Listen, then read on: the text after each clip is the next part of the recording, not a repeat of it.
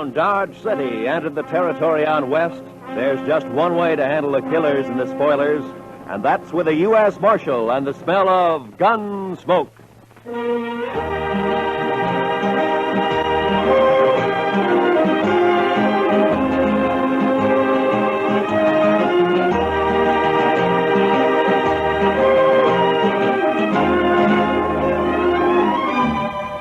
Gunsmoke, starring William Conrad. The story of the violence that moved west with young America. The story of a man who moved with it. Matt Dillon, United States Marshal.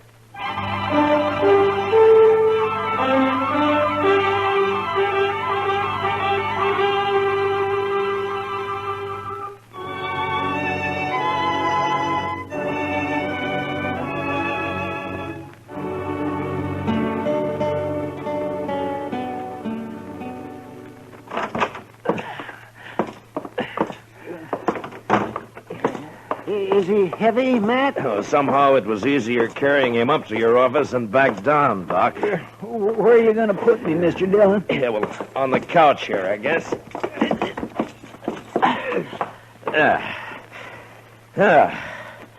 You be all right there, Chester? Oh, yes, sir. This'll be fine. Good. I'm sure sorry I'm so much trouble. Chester, next time, try to land on just one foot. Even if you break a leg. I know. A man's in a terrible fix when he sprains both ankles. He sure is, Doc. I don't know what I'm going to do. I know what you're going to do. You're going to stay right there on that couch, and you're going to sleep there, too. Maybe Doc and I'll bring you in something to eat every day or two. Oh, no. It's better than you deserve. I know. I've been saying over and over to myself, Chester, you fool, you. Well, the wages of sin, Chester. You were lucky to get off as easy as you did. The way I heard it. Come on, Chester. Tell us what really happened, eh? But I did tell you. I was looking out this second-story window, admiring the view, so to speak. And the next thing I knew, I fell. That's all right onto the street. He didn't say whose window, Chester. In Texas, Doctor, a gentleman don't mention such things. You ain't in Texas. Well, sometimes I wish I'd never left. Like now? Yes, like now. Many a reputation's been ruined by just such loose talk that you're making, Doc. Never mind Doc, Chester. He's jealous, that's all. Oh, jealous? Putting tracks in a man's yard? Not me. Not by a long shot. Why, no, sir. Oh. Good morning, Marshal. Well, good morning, gentlemen. What can I do for you, gentlemen? Oh, there's Chester. Heard about you, Chester. I heard... Never mind what you heard, Torp. Chester just got thrown from a horse, that's all. Yeah. All right. What is it you want here, gentlemen? Yeah. All right, you tell him, Summers. Well, Marshal, it's about tomorrow night. Oh? So what about tomorrow night? Well, you know, it's the roundup. The sales season's over. There'll be 1,000 cowboys celebrating in Dodge. Well, they always do at the end of the season. What about it? Well, there's going to be more of them this year, and there'll be a lot of homesteaders in town, too. It's going to be worse than ever. Well, I expect that. There could be a lot of trouble, Marshal. Yeah, there could be, Summers. Just what is it you want? Well, we've talked it over, and we want you to get a lot of good, tough men together, maybe about 20 of them, and deputize them. That way, there won't be any trouble. That's what you want, is it?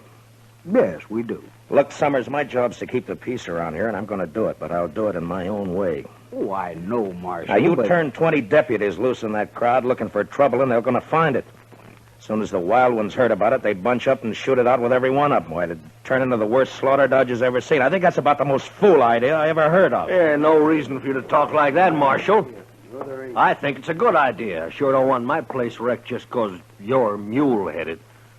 You're a gambler, Torp. So you can take your chances along with everybody else. Now, if you don't want that, then close your place up tomorrow night. lose all that Texas money? That's not likely. Now, we're not all gamblers, Marshal. They can wreck my dry goods store just as fast as a gambling house once they get started. And it's up to you. That's right. It is up to me. And we're going to leave it that way.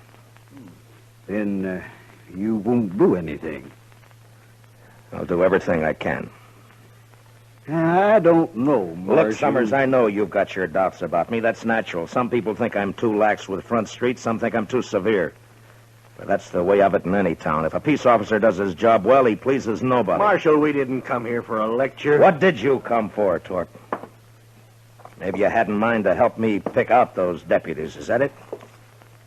A matter of fact, I could, Marshal. Yeah, sure. In a couple of hours, yours would be the only tables open for play. No, that's not what It's been done before, Torp. Is that true, Torp? We're not going to take his word for anything, are you? I don't know. But anyway, he won't listen to us, so it's his responsibility. Come on, men, let's get out of here. I hope you can handle it, Marshal. Goodbye, gentlemen.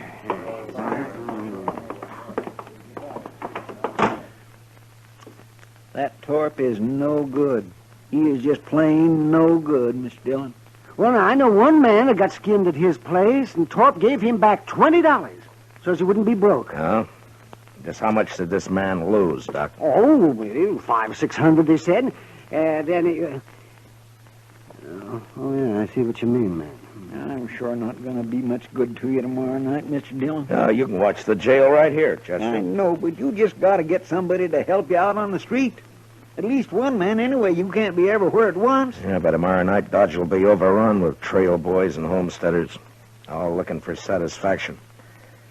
No, I wouldn't ask any man to face that. I know a few fellows who'd do it, and so do you, Mr. Dillon. Yeah, maybe, but I wouldn't ask anybody. How many were killed last year, man? I don't remember, Doc. Well, I do. 6, that's what. We buried them all in the saddle blankets, all except one. I remember he didn't even own a blanket. Why, then he was sure out of luck all the way around, wasn't he? Come on, Doc, let's go get some dinner. Huh? All right. We'll bring you a piece of bread, Chester. Maybe. I want a steak. Rare. How come you're so hungry, Chester? Were you in such a hurry to get over there last night you didn't take time for supper? Mr. Dillon, I will answer no more questions about last night, and that is final.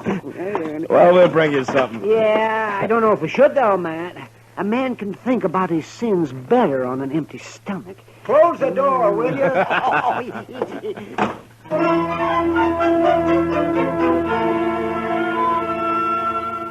The next morning, I had Mr. Hightower print up some signs for me, with a few rules that I made up for the roundup. They were fair and reasonable, and I hoped they'd be accepted without question. The principal restrictions were that there was to be no shooting and no reckless riding in the streets. That afternoon, I went from saloon to saloon and left a sign at each one. The Texas Trail was my last stop, and there I sat down with Kitty for a short beer. Town's beginning to fill up, Matt. Yeah, it'll be swamped to the dashboard by dark. You, expect trouble tonight?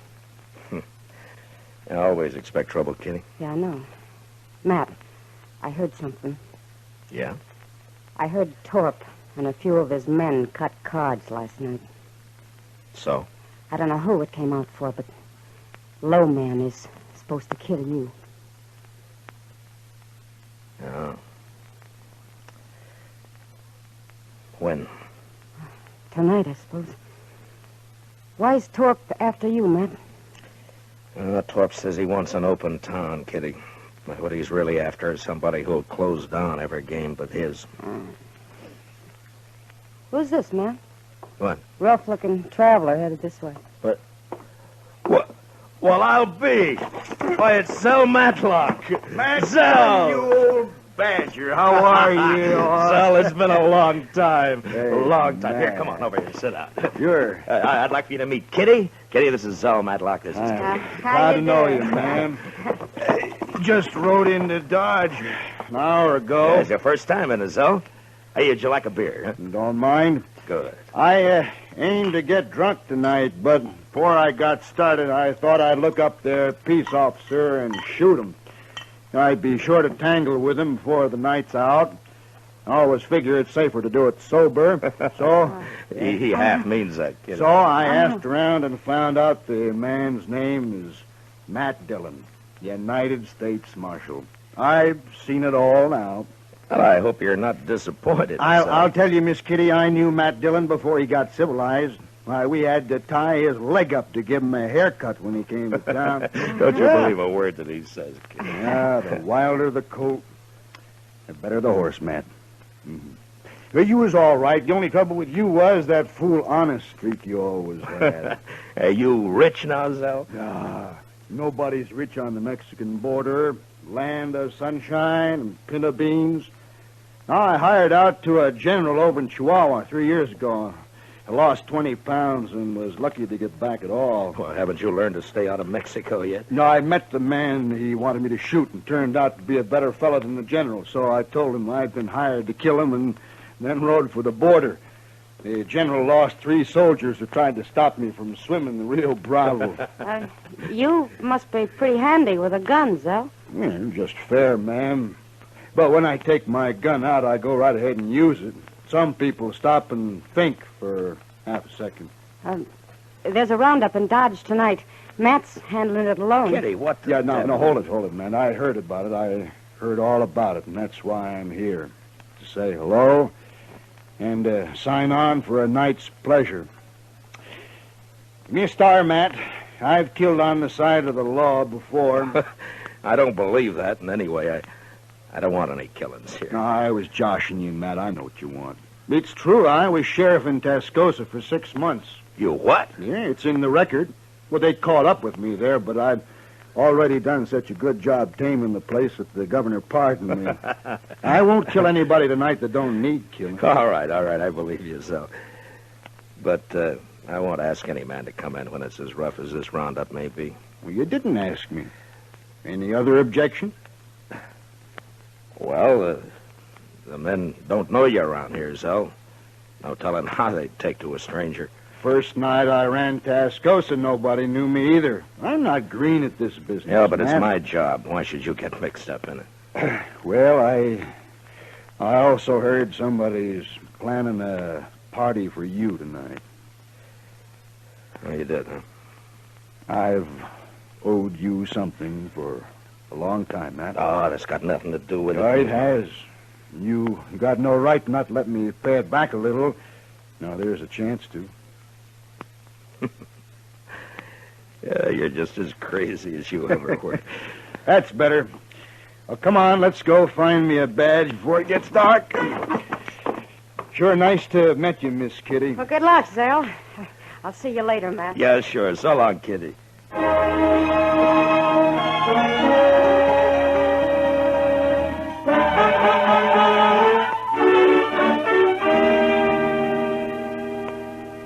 You sure been a long time coming to Dodge, Mr. Matlock. What do you mean, Chester? Well, I've heard Mr. Dillon mention you a lot, but the way he talked, I wasn't never sure you were still alive. Oh, well, I was never sure either, Chester. You know, Zell isn't the most cautious man I ever knew. You think being a U.S. Marshal isn't asking for an early grave, man? Oh, maybe. But at least it's a way to do some good before you die. Whether folks think so or not. You know, men like Torp, that's all. Oh, no, Chester. Even good men have got a strange twist that makes them suspect any man paid to handle the bad element.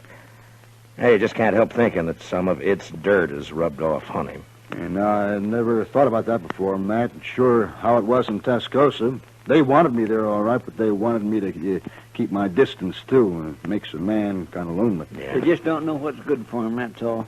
Instead of a real lawman, they'd rather hire some killer with a lot of notches carved on his gun. Well, there are plenty of them around. You sure are. Bragging kind. I never did like a man who has to notch his gun to keep his courage up. Yeah. My goodness, look yonder. The street's about full already and it isn't even dark yet. Yeah. Zell, give me a hand here, will you? We'll move Chester's couch away from the window there. All right. There, that should do it. Yeah, you'll be safer here, Chester, in case somebody gets it in mind to shoot up the jail. Thank you, Mr. Dillon. I can watch both doors from here. Just hand me my gun belt, if you will. Oh, yeah. There you are. Well, come on, Zell. Chester, I'll get somebody at the Dodge House to fetch you up some supper, huh? Thank you, sir. And good luck, both of you. So long, I Chester. see you, Chester. Well, how will we work it, Matt? I tell you, Zell, you take this side of the street. I'm going up to the Dodge House, and then I'll be on the other side somewhere. All right. Oh, say, you mind if I go back later and get that Spencer carbine of yours? Make a mighty handy club if I don't have to use it any other way. Sure, Sal. Who they got there? That fella on their shoulders. Oh, that's Mr. Hightower. He runs the printing press here. Shall we stop it? Oh, no. They're just carrying him into the Longhorn to make him stand some drinks. Oh. They like Hightower. They won't hurt him. Well, I guess that sort of officially opens this here roundup, huh? Yeah, I guess it does. Well, I'll leave you here, Zell. Yeah, sure. Sure, man. And, Zell, I want to thank you for what you're doing tonight. I ain't done nothing yet, but I'll do plenty if someone shoots you in the back. I can promise that. Yeah. Well, I'll see you later. Sure, Matt.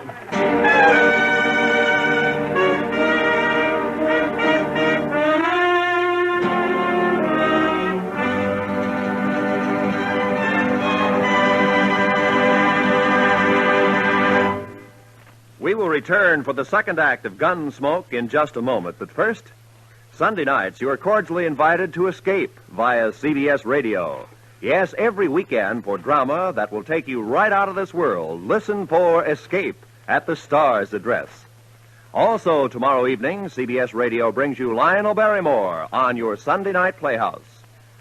Now, for the second act of Gunsmoke.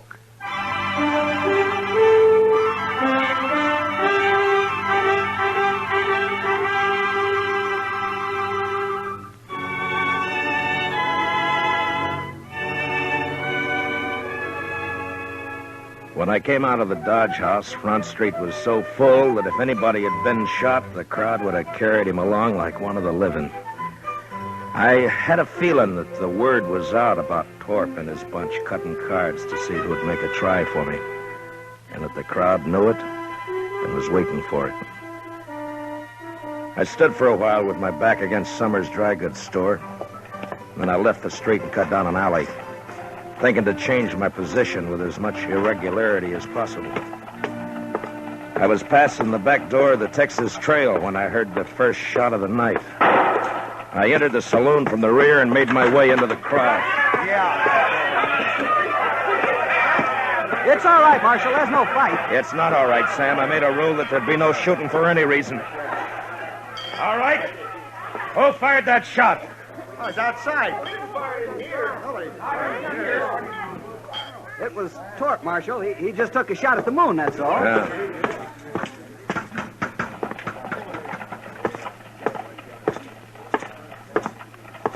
All right, Torp. Put the gun away and come over here. I'm bothering nobody, Marshal, excepting maybe you. Stand back, everybody. I said that's enough, Torp. No, it ain't, Dillon. This time I got the jump on you. You ain't pushing me no more. Torp's bullet just grazed my arm.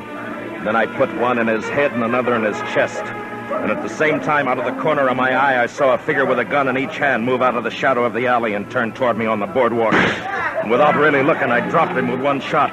And then I faced the crowd and waited for the next move. But for some reason, none came. Marshal, Yes, Summers. that man you just shot, Marshal. Torp got what he deserved. Yes, I know. It's the other one that So did he. Marshal, you'd better go take a look at that man. He's dying. Who is he? I don't know him, Marshal, but you do. What? He's wearing a star. No. No.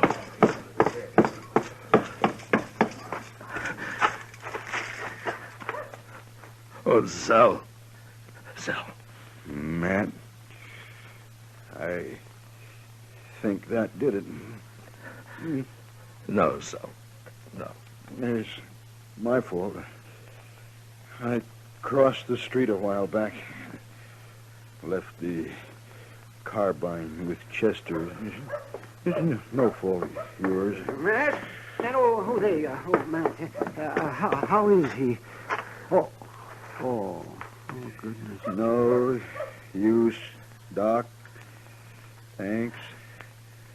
Zell, I Now, didn't... listen. Listen to me, Matt.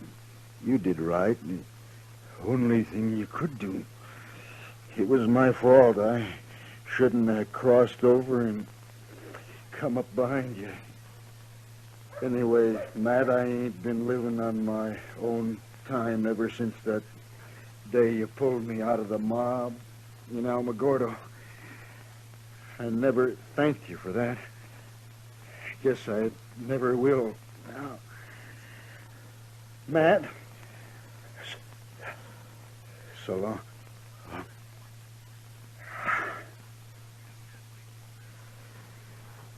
Well, I'll find someone to carry him over to your office, Matt. No. I'll carry him.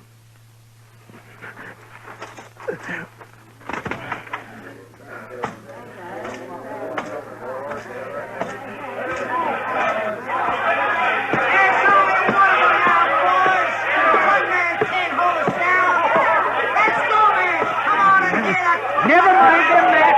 They're just windbags.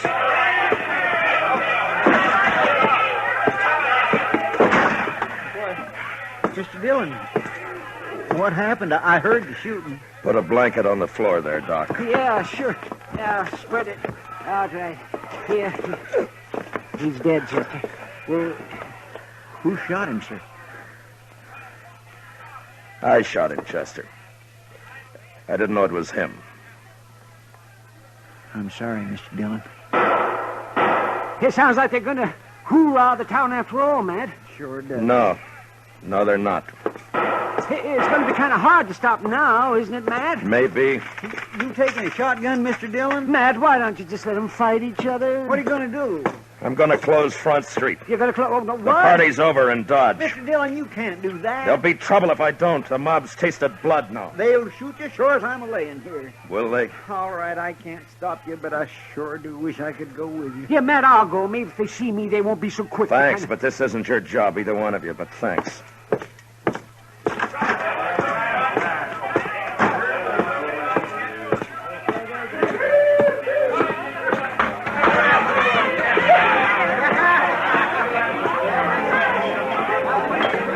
Sam, Yeah, Marshal?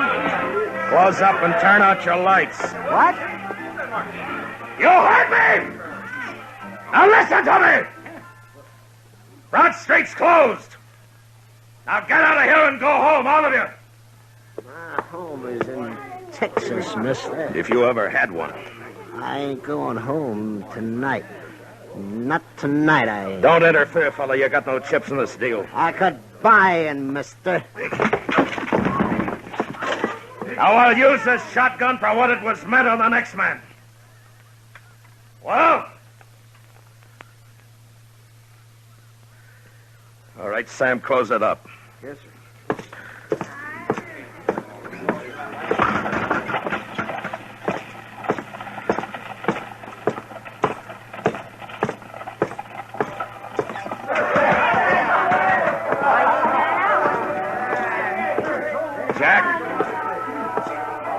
Jack,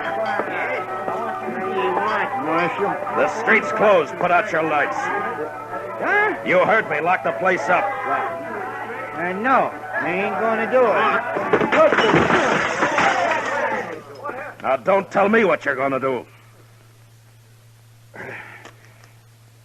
All right, boys. We're closing up.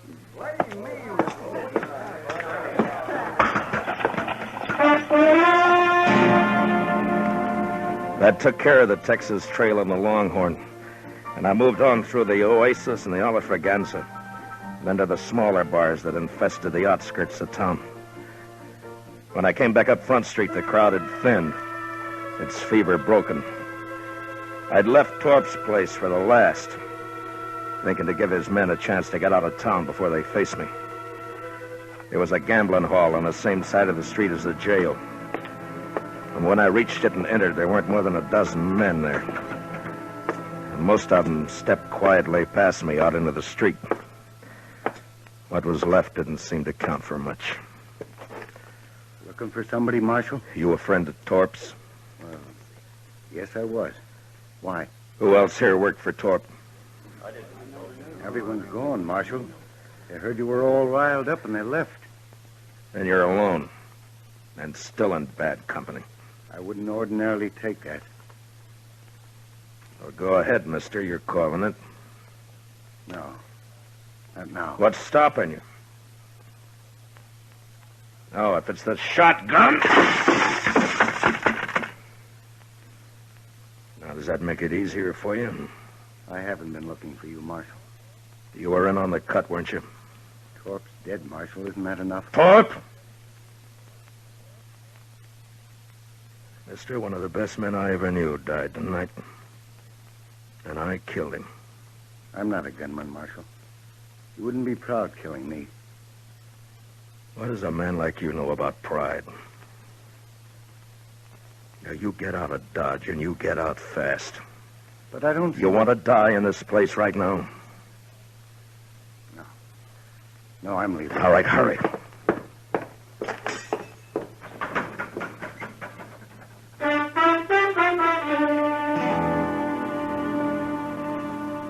The rest of the night, I walked the dark, empty street alone. And just before dawn, I got a spring wagon and loaded Zell onto it. A couple of hours later, I buried him out by the Arkansas in a little grove of cottonwoods. Maybe I should have put a marker on his grave, but I didn't. What I did instead, I did partly out of scorn for the kind of men Zell said have to notch their guns to keep their courage up.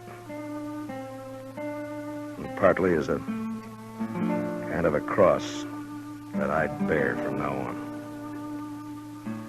So instead of a marker on his grave, I took out my gun and I cut a single notch on it.